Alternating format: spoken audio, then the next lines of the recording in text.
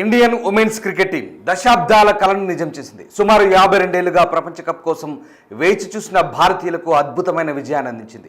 ఇన్ని సంవత్సరాల నిరీక్షణకు ఫలితం దక్కడంతో సంబరాలు చేసుకుంటున్నారు క్రికెట్ అభిమానులు. అయితే ఈ కలను సాకారం చేస్తూ భారత టీం విజయ శిఖరాలకు చేర్చిన కోచ్ అనిల్ మజుందార్ కష్టం అనిర్వచనీయం. అసలు ఎవరు ఈ మజుందార్? ఎలా ఇండియన్ ఉమెన్స్ క్రికెట్ టీంకు కోచ్గా ఎంపికయ్యారు? కోచ్గా బాధ్యతలు చేపట్టే కంటే ముందు ఏం చేసేవారు? ఇలాంటి ఆసక్తికరమైన విషయాలను ఈ స్టోరీలో తెలుసుకుందాం. ఒక్క విజయం అందరి భవిష్యత్తును మార్చేసింది. అవును, ఈ మాట ఇండియన్ ఉమెన్స్ క్రికెట్ టీంలోని ప్లేయర్లందరికీ కూడా ఖచ్చితంగా సూట్ అవుతుంది.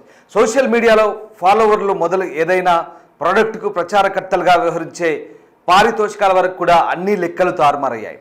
సామాన్య స్థితి నుంచి అసామాన్య స్థాయికి చేరింది ప్లేయర్ల ఫేస్ వాల్యూ. దీని వెనుక టీం సభ్యుల ఆట తీరు కారణమైతే ఆ ఆటను మెరుగుపరిచి ప్లేయర్లను పదును పెట్టి ఒక్కో వజ్రాయుధంగా మలిచిన కోచ్ తీరు మరో కారణం. అయితే అనిల్ మజుందార్ గురించి ఇంతగా చెప్పుకోవాల్సిన అవసరం ఏముందన్న సందేహం మీలో కలగవచ్చు. దీని వెనుక మరో అసాధారణమైన అంశం ముడిపడి ఉంది. అదేంటో ఇప్పుడు చూద్దాం.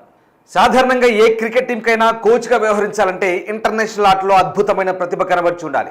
అనేక రకాల రికార్డులు కైవసం చేసుకొని రిటైర్ అయిన తర్వాత వారి ఆసక్తిని బట్టి బీసీసీఐ టీం కోచ్గా నియమిస్తుంది. అయితే ఇక్కడ మజుందార్ ఒక్క ఇంటర్నేషనల్ మ్యాచ్ కూడా ఆడలేదు, కానీ టీమిండియాను అంతర్జాతీయ స్థాయికి చేర్చాడు. 1974 నవంబర్ 11న ముంబైలో జన్మించిన మజుందార్ చిన్నప్పటి నుంచి క్రికెట్పై ఇంట్రెస్ట్ పెంచుకున్నాడు. ఈ క్రమంలో బలంగా ప్రాక్టీస్ చేసి దేశవాళీ క్రికెట్ జట్టులో స్థానం సంపాదించుకున్నాడు. ముంబై, అసోం తరపున అనేక రంజీ మ్యాచ్లు ఆడాడు. గతంలో అత్యధిక పరుగులు చేసిన అమర్జీత్ రికార్డులు బద్దలుకొట్టి తన స్థానాన్ని సుస్థిరపరుచుకున్నాడు. ఇదిలా ఉంటే మజుందార్ రమాకాంత్ అచ్చేకర్ అనే కోచ్ దగ్గర క్రికెట్ నేర్చుకున్నాడు. ఈ క్రమంలోనే క్రికెట్ దిగ్గజం సచిన్ మజుందార్కు పరిచయం అయ్యాడు. నెట్ ప్రాక్టీస్లో ఇద్దరు మంచి స్నేహితులయ్యారు. ఈ సమయంలో ఇద్దరికి హ్యారిష్ షీల్డ్ మ్యాచ్ ఆడే అవకాశం లభించింది. అందులో ఇద్దరు మెరుగైన ప్రదర్శన చేశారు. దీంతో అనేక మ్యాచ్ల్లో ఆడేందుకు అవకాశం దక్కింది. 1993-94లో ఫరీదాబాద్ రంజీ ట్రోఫీలో ముంబై తరపున ఆడి గొప్ప విజయాన్ని అందించాడు. ఆ తర్వాత 94లో అండర్-19 క్రికెట్ జట్టుకు వైస్ కెప్టెన్గా ఎంపికై ఇంగ్లాండ్ పర్యటన చేశాడు. ఆ జట్టులో సచిన్తో పాటు రాహుల్ ద్రవిడ్, సౌరవ్ గంగూలీ, వివిఎస్ లక్ష్మణ్, అజిత్ అగర్కర్ ఇలా అనేక మంది ప్లేయర్లలో మజుందార్ కూడా ఒకరిగా నిలిచారు.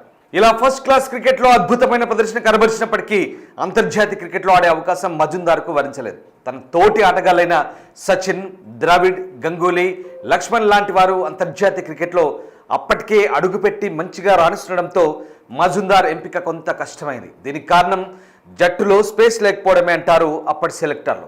ఇలా కొంతకాలం ఖాళీగా ఉన్న మజుందార్ ఇక చేసేదేం లేక 2002లో క్రికెట్ను విడిచిపెట్టి వేరే రంగాన్ని ఎంచుకోవాలని భావించాడు. చాలామంది అతన్ని ప్రోత్సహించడంతో ప్రాక్టీస్ మాత్రం వదలలేదు. ఈ క్రమంలోనే 2006-07లో జరిగిన రంజీ ట్రోఫీలో ముంబై జట్టు కెప్టెన్గా ఎంపికై గొప్ప విజయాన్ని అందించాడు. ఆ తర్వాత 2009లో జరిగిన ముస్తాక్ అలీ T20 ట్రోఫీలో ఇతనికి అవకాశం దక్కకపోవడంతో కాసంత నిరాశకు గురయ్యాడు. ఇక 2012లో ఆంధ్రప్రదేశ్ నుంచి రంజీ ట్రోఫీకి ఎంపికైన జట్టుకు ఆటలో మెలకువలు నేర్పుతూ కొంతకాలం ఉన్నారు. ఆ తర్వాత 2013లో నెదర్లాండ్స్ క్రికెట్ జట్టుకు బ్యాటింగ్ కన్సల్టెంట్గా నియమించబడ్డాడు. అలా కొంతకాలం ప్రయాణించగా అండర్-19, అండర్-23 ఇండియన్ క్రికెట్ టీంకు బ్యాటింగ్ కోచ్గా కూడా సేవలు అందించాడు. మజుందార్ సేవలను గుర్తించి 2018లో ఐపీఎల్ సీజన్కు ఇతన్ని రాజస్థాన్ రాయల్స్ జట్టుకు బ్యాటింగ్ కోచ్గా నియమించుకున్నారు. ఈ పరంపరను 2021 వరకు కొనసాగించారు మజుందార్. ఆ తర్వాత సౌత్ ఆఫ్రికా టీం భారత పర్యటన చేసినప్పుడు ఆ జట్టుకు తాత్కాలిక కోచ్గా కూడా బాధ్యతలు చేపట్టారు. ఇలా అనేక విభాగాల్లో విశిష్ట సేవలు కనబరిచిన మజుందార్ను 2023లో ఇండియన్ విమెన్స్ క్రికెట్ టీంకు ప్రధాన కోచ్గా ఎంపికయ్యే అవకాశం పలకరించింది. ఈ పదవి వచ్చినప్పుడు కూడా చాలామంది మజుందార్ను విమర్శించారు. అంతర్జాతీయ స్థాయిలో క్రికెట్ ఆడిన అనుభవం ఇతనికి లేదని, జట్టును ఎలా నడిపిస్తారో, ఎలా ముందుకు తీసుకెళ్తారో అని చాలామంది అనుమానించారు. అయితే విమర్శకుల మాటలు పట్టించుకోకుండా యువ క్రీడాకారులను ప్రోత్సహించి వారిలోని ప్రతిభను గుర్తించారు మజుందార్. ఆటలో మెలకువలు నేర్పి ఒక్కొక్కరిని వజ్రంలా సానబెట్టారు. అంతేకాకుండా టీంలోని ప్లేయర్లకు పూర్తిగా స్వేచ్ఛనిచ్చేవారు. ఆటలో ధైర్యం కోల్పోతున్న సమయంలో ప్రతి క్రీడాకారునికి ధైర్యం చెప్పేవారు. ఎలా ఆడాలో సూచనలు ఇచ్చేవారు. దీంతో 200 పరుగుల లక్ష్యాన్ని ఛేదించేందుకు తడబడ్డ నాటి మహిళా క్రికెట్ టీం నేడు 300 నుంచి 400 పరుగులు సునాయాసంగా చేసే స్థాయికి ఎదిగింది. ఇదంతా కోచ్ చనివే అంటారు ప్లేయర్లు. టీంను ప్రోత్సహించిన తీరు, ఆటగాళ్ల ప్రతిభను గుర్తించడం, ప్రత్యర్థులను ఎలా ఎదుర్కోవాలన్న దానిపై ధైర్యాన్ని ఇవ్వడం, అన్నిటికన్నా స్వేచ్ఛనివ్వడంతో హర్మన్ ప్రీత్ కౌర్ సైన్యం గ్రౌండ్లో రెచ్చిపోయి ఆట తీరును ప్రదర్శించింది. చిరుతల్లా బరిలోకి దిగి ప్రత్యర్థులకి ముచ్చెమటలు పట్టేలా చేసింది. దీంతో భారత్ ఖాతాలో ప్రపంచ కప్ వచ్చి చేరింది. ఇది విమెన్స్ వరల్డ్ కప్ 2025లో భారత్ గెలుపునకు దోహదపడిన team coach Muzumdar success story.